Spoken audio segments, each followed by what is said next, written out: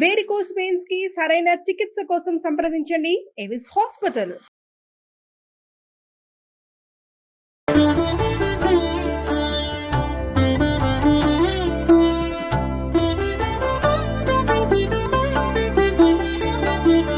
నమస్కారం. మాఘపురాణం 29వ అధ్యాయంలోకి వచ్చాం. చివరికి వచ్చేస్తున్నామండి. అయితే దిలీప మహారాజుకి వశిష్ఠ మహాముని ఒక విషయం చెప్తున్నారు. ఇది మొట్టమొదట మనం ప్రస్తావించుకున్నదే, అది ఇప్పుడు వచ్చిందనమాట. ఇదేంటంటే వివరించే విషయాల్ని శ్రద్ధగా వినమని చెప్తూ, ఒకసారి వింధ్యాచలము మరియు హిమాచలము మధ్యనున్న ప్రాంతంలో కరువు కాటకాలు వచ్చి ప్రజలు చాలా ఇక్కట్లకి లోనయ్యారట. తాగటానికి నీళ్లు కానీ తినడానికి తిండి కానీ లేక ప్రజలు కటకటలాడిపోయారు. అదొక రకం పాండమిక్ సిచ్యువేషన్ అనమాట. పశువులకు సరైన మేత లేక నశించిపోసాగాయి. ప్రజలు ఆర్థిక బాధలకు అలమటించిపోయారు. ఇంకా యజ్ఞాలు యాగాలు క్రతువులు ఎక్కడ చేస్తారు? అన్నమో రామచంద్రాన్ని అఘోరిస్తుంటే యజ్ఞయాగాదులు నడవు కదా. దేవతార్చనలు కానీ ధర్మకార్యాలు కానీ లేవు. అడవులందు తపస్సు చేసుకుని మునీశ్వరులు కూడా ఈ కరువు కాటకాలకి తట్టుకోలేక వలసపోవటం మొదలుపెట్టారు. ఈ ప్రాంతంలో ప్రవహించే రేవా నదీ తీర ప్రాంతం అంతా నీళ్లు లేక ఫలవృక్షాలు పంట భూములు ఎండిపోవటం మొదలుపెట్టాయి. కనీసం తాగడానికి కూడా నీళ్ళు లేని పరిస్థితి దాపురించిందట. ఈ అడవిలో బహుముఖ ప్రజ్ఞాశాలి తపోధన సంపన్నుడైనటువంటి భృగు మహర్షి నివసిస్తూ ఉండేవాడు. ఈ అనావృష్టి ప్రభావం ఆయనకు కూడా తగిలింది ఎంతో కొంత. ఆయన ఈ కరువు కాటక పరిస్థితిని భరించలేకపోయాడు. ఎంతో కాలంగా నివాసం ఉంటున్న ప్రాంతాన్ని వదలలేకపోయాడు. ఇక వదలలేక హిమాలయ ప్రాంతానికి వలస వెళ్ళిపోయాడట. మనం కూడా ఉన్న ఊరు కన్నతల్లి అంటాం, వదిలిపెట్టలేకపోతాం కదా. ప్లేస్ మారటం చాలా కష్టసాధ్యమైన సంగతి. ఈ రోజే కష్టం అంటే పాతకాలంలో మరీ కష్టము. అయితే ఈ హిమాలయ పర్వత ప్రాంతము పడమటి దిక్కున ఒక కొండచర్య ఉందట. ఆ కొండచర్య అక్కడున్న కైలాస పర్వతానికి సమీపంలో ఉంది. హిమాలయ ప్రాంతం అంతా మంచుతో కప్పబడి ఉండటం చేత కైలాస పర్వతం వెండి కొండలాగా ప్రకాశిస్తూ ఉండేదట. ఆ ప్రాంతం అంతా ఇంద్రనీల మణులు నిక్షిప్తమై ఉండటం. ఇంద్రనీల మణులు అంటే నల్లగా ఉంటాయి కదా, కొంచెం బ్లూయిష్గా ఉంటాయి, నీలంగా కనిపిస్తాయి, కానీ నల్లటివి. కప్పుకొని చూస్తే నలుపు, ఎండ కనుక పడితే నీలం కనిపిస్తుంది అనమాట. అటు కాంతితో ధగధగా మెరుస్తూ ఉండేదట. ఎండ పడేసరికి ఈ మణుల మీద ఎండపడి అది వెండికొండ మీద, ఈ మంచు మీద పడి వెండికొండలాగా కనపడేదనమాట. ధగధగాయమానంగా ఉండేది. అయితే జ్ఞానులు, మహర్షులు, సిద్ధులు, తపోశక్తి సంపన్నులు ఇత్యాదులంతా వచ్చి మన పరమేశ్వరుని కొనియాడి ఎంతో ఆధ్యాత్మిక చింతనలో మునిగిపోతూ ఉండేవాళ్ళు. ఆ ప్రాంతానికి వచ్చి యక్షకిన్నర కింపురుషాది గంధర్వులందరూ విహారాని కోసం ఇక్కడికే వచ్చేవాళ్ళు అని చెప్పేసరికి దిలీప మహర్షి అడుగుతున్నారు, ఈ ప్రాంతం పర్వత వైశిష్ట్యత కడు రమ్యంగా ఉంది, ఇంకా వింత కొలుపుతోంది, మరిన్ని విశేషాలు చెప్పండి. ఏమిటి అక్కడ విశేషాలు, ఇంకా ఏముంటాయి ఆ అడవిలో? మీరు విజ్ఞాన సంపన్నులు, సర్వశాస్త్రాలు మీకు తెలిసిన వాళ్ళు, వింటూ ఉంటే మంచు పడటం వల్ల ఉన్న కొండ వెండి కొండలాగా మెరుస్తుందంటే ఎంత విశేషమైన సంగతి, అందుకని ఇంకా చెప్పండి అని అడిగట. అప్పుడు వశిష్ఠుడు ఏం చెప్పారంటే, వింత వింత వన్యమృగాలు, పలు రకాల పక్షులతో నిండి ఉండే ఆ పర్వతము చాలా విచిత్రమైనది, గొప్పదట. కడు వింత గొలుపుతుంది. ఇక్కడున్న చెట్లు చిత్రాతి చిత్రమైన వర్ణాలు, ఫలపుష్పాదులతో నిండి ఉండి కడు రమ్యంగా ఆకర్షణీయంగా ఉండేవి.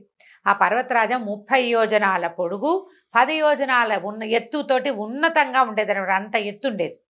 తర్వాత ప్రకృతి సౌందర్యాన్ని అంతటినీ సంతరించుకున్న ఆ పర్వతరాజం దగ్గరికి ఈ భృగు మహర్షి వెళ్ళిపోయాడు.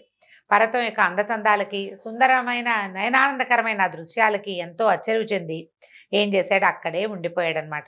తాను తదేక దీక్షతోటి తపస్సు చేసుకోవడానికి ఈ ప్రాంతం అనువుగా ఉంటుందని భావించాడు. ఒక చిన్న ఆశ్రమం నిర్మించుకుని తపస్సు ప్రారంభించాడట. ఇట్లా కొంతకాలం గడిచిపోయింది.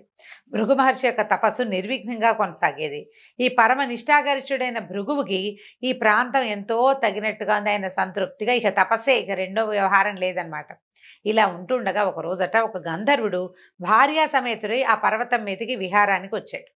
గంధర్వులు వస్తారు. వీళ్ళంతా ఏంటంటే గంధర్వులు, కిన్నరులు, కింపురుషులు, యక్షులు ఒంటరిగా తిరగరు, జంటగానే తిరుగుతారట.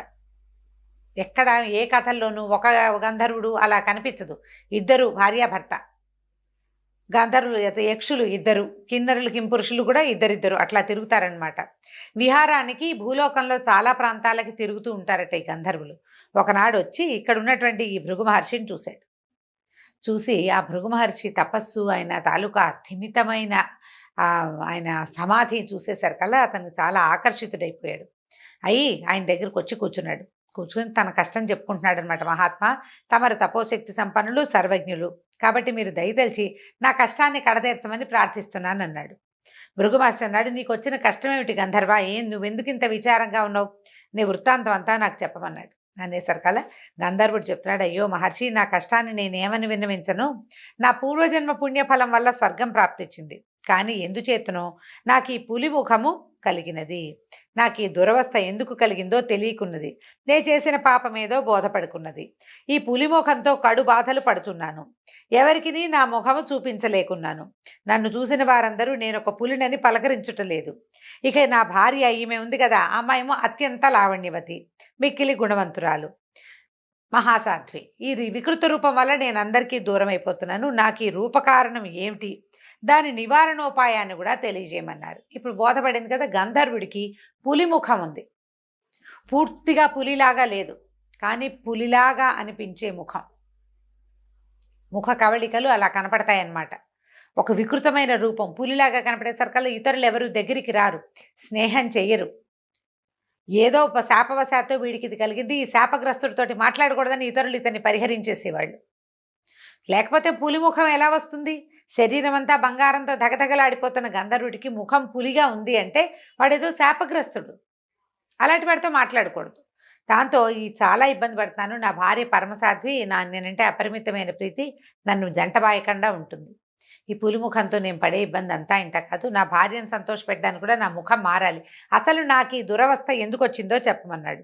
గంధర్వుని వృత్తాంతము, అతని దీనాలాపాలు విని అతని వికృతమైన రూపాన్ని చూసినటువంటి భృగు మహర్షి హృదయం ద్రవించిందట. తన హృదయాన్ని ఎవరు అయ్యో కలిసి, అయ్యో ఎట్లా ఉంది, ఇంత దురవస్థ ప్రాప్తించిందే వీడికి అనిపించింది.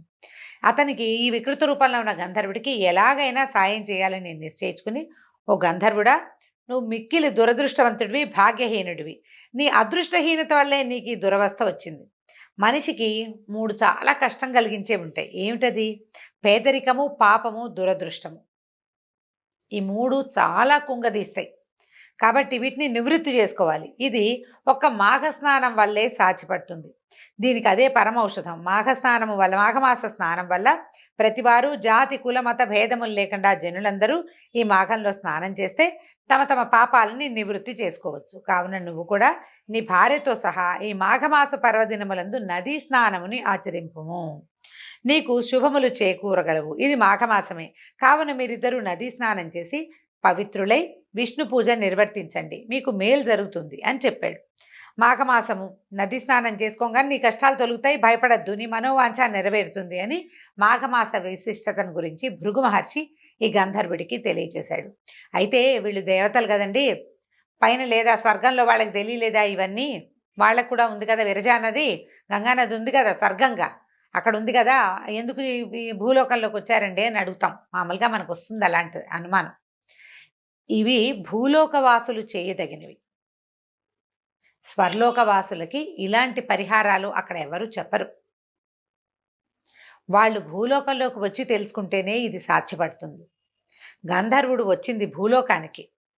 ఆ భూలోకంలో హిమాలయాల దగ్గరున్న భృగు మహర్షిని అడిగాడు. ఆయన తను చెప్పగలిగినవి, భూలోకంలో భూలోకవాసులకి ఎలాంటి అవకాశం ఉందో ఆ అవకాశాన్ని చెప్పాడు. అది ఎవరికైనా కుదురుతుంది అని చెప్పబడింది. కాబట్టి ఇతను చేసి గంధర్వుడు కూడా తన పాపాన్ని పోగొట్టుకుని పులి ముఖం నుంచి మామూలు ముఖాన్ని పొందుతాడనమాట. అయితే గంధర్వుడు అతని భార్య కూడా శ్రద్ధగా ముని చెప్పింది విన్నారు. మాఘమాస మహాత్మ్యాన్ని తెలుసుకున్నారనమాట. వెంటనే సమీపంలో ఉన్నటువంటి నదిలో సతీ సమేతంగా గంధర్వుడు ముని చెప్పినట్లే స్నానం చేశాడు. ఇప్పుడు హిమాలయాలకి సమీపంలో ఏముందండి? నది, గంగా నది ఉంది కదా, గంగ ఉంది. అందులో స్నానం చేసేసరికల్లా వెంటనే అతనికున్న పెద్ద పులి ముఖం కలిగిన రూపం పోయి అందమైన ముఖవర్చస్సు అతని సొంతమైపోయిందట. భర్తను చూసిన ఆ గంధర్వుని భార్య ఆనందంతో ఉబ్బి తబ్బిబ్బైపోయింది. ఇదేమిటండి, వీడు ఓసారి చేయంగానే వీడికి మామూలు వీడి శాపం పోయింది అని అడగాల్సిన అవసరం లేదండి. ఎందుకంటే ఇప్పుడు నేను గంధర్వుడిని, నాకు స్నానం చేస్తే నాకు ఫలితం వస్తుందా అని అనుమానపడలా. ఓసారి చేయాలా, ఎన్నిసార్లు చేయాలి, ఎన్ని రోజులు చేస్తే ఫలితం వస్తుంది అని అడగల. చేయమన్నారు, చేశారు, అంతే. విశ్వాసము నమ్మకము ఉంటే ఫలితం దొరుకుతుంది. అతను భృగు మహర్షిని నమ్మాడు. ఆయన తనకి శాపావసానాన్ని చెప్తాడని, తన బాధను పోగొడతాడని త్రికరణ శుద్ధిగా నమ్మటము, ఆయన చెప్పిన తాలూకు పరిహారాన్ని వెంటనే చేయటం వల్లే అతనికి వెంటనే ఫలితం లభించిందనమాట. ఈ భర్తను చూసి ఆనందంతో భార్య ఉబ్బి తబ్బిబ్బైపోయింది. సంతోషం పట్టలేకపోయింది. భర్తను కౌగిలించుకుని ఎంతో ఆనందించింది. కొంతసేపటికి గంధర్వ దంపతులిద్దరూ తేరుకుని మునిశ్రేష్ఠుడైన భృగు మహర్షి వద్దకు వచ్చారు. వారిద్దరూ మహర్షికి సాష్టాంగ దండ ప్రణామాలు చేసి ఆయన్ని వేనోళ్లతోటి 1000 నోళ్లతోటి పొగిడి తమ నిజవాసానికి వెళ్ళిపోయారు. భృగు మహర్షి కూడా వాళ్ళని హృదయపూర్వకంగా దీవించి పంపేశారు. ఈ విధంగా ఈ గంధర్వ రాజకుమారుని యొక్క చరిత్రని దిలీప మహారాజుకి తెలియజేశారు. ఇది స్నాన మహత్యం తెలిపే కథల్లో ఇది కూడా ఒకటి. అయితే ఇంత విపరీతమైన ఫలితాన్ని ఇవ్వకపోయినా ఆరోగ్యాన్ని తప్పకుండా ఇస్తుంది. నదీ స్నానం అత్యంత శ్రేష్టము. ఈ సంవత్సరం కుదరలేదని బెంగపెట్టుకోకండి. ఇంట్లో చేసినా పనికొస్తుందని చాలా చోట్ల చెప్పబడింది. ఇంట్లో వేడి నీళ్ళ స్నానం చేసినా ఫలితం వస్తుంది. నదీ స్నానం చేసే అవకాశం ఉంటే ముందు రోజుల్లో ఎప్పుడైనా ప్రయాగ లాంటి తీర్థాలకి వెళ్ళగలిగితే అది ప్లాన్ చేసుకుని సరిగ్గా ఈ మాఘమాసపు కాలంలో కనుక వెళ్తే మనకి ఉత్తరోత్తర మంచి ఫలితం లభిస్తుందండి. ఆలోచించుకుని నదీ స్నానాన్ని ఏర్పరచుకోవాలి. ఈ సంవత్సరం కుదరకపోతే పోయింది. మనకి ఈ విషయం తెలిస్తే ఇప్పుడు కాకపోతే వచ్చే సంవత్సరం చేస్తాము. మనకు ఐడియా ఉండాలి కదా. ఈ ఆలోచనని దాచిపెట్టుకోండి. ఈ ఏడాది కుదరకపోతే మరుసటి సంవత్సరం, ఆపై సంవత్సరం ఏ సంవత్సరం చేసినా భగవంతుడు మనకు అవకాశం ఇవ్వాలే కానీ ఎప్పుడు చేసినా కూడా ఇలాంటి విశేషమైన ఫలితమే వస్తుంది. ఇంట్లో స్నానం చేసేటప్పుడు గంగాది సర్వతీర్థాలని తలుచుకోండి. ఉదయమే పొద్దున్నే స్నానం చేసేటప్పుడు గంగే చేమునే చేవ గోదావరి సరస్వతి నర్మదే సంతు కావేరి జలేస్మిన్ సన్నిధిం కురు లాంటి చిన్న శ్లోకం చదువుకునైనా అన్నీ వద్దు. గంగా, యమున, కృష్ణ, సరస్వతి, గోదావరి అనుకోండి. ఆ పేర్లు తలుచుకున్నా చాలు. ఆ శ్రద్ధతోటి చేస్తే ఫలితం లభిస్తుందండి. మాఘ స్నానం నెలలో ఒక్కసారైనా చేయండి. ఇప్పటిదాకా చేయలేకపోతే ఇంకా ముందు చలి తగ్గిపోయింది, ఎండాకాలం వచ్చేసింది, ఆలోచించకుండా ఒక్కరోజు సూర్యుడి కంటే 5 నిమిషాల ముందు స్నానం చేస్తే చాలు. ఇప్పుడు 6:30, 6:40, 6:30, 6:40 అవుతుంది సూర్యోదయం అవటానికి. 6:30కి స్నానం చేయటం ఏం కష్టం, చక్కగా చేసేయచ్చు. కాస్త గోరువెచ్చగా నీళ్ళు పోసుకోవచ్చు ఒకవేళ చన్నీళ్ళు స్నానం చేయలేకపోతే. మాఘ స్నానం చేయండి, అది విశేషమైన ఫలితాన్ని ఇస్తుంది. దీంతో 29వ అధ్యాయం పూర్తయింది. 30వ అధ్యాయంలో రేపు మళ్ళీ కలుసుకుందాం. నమస్కారం.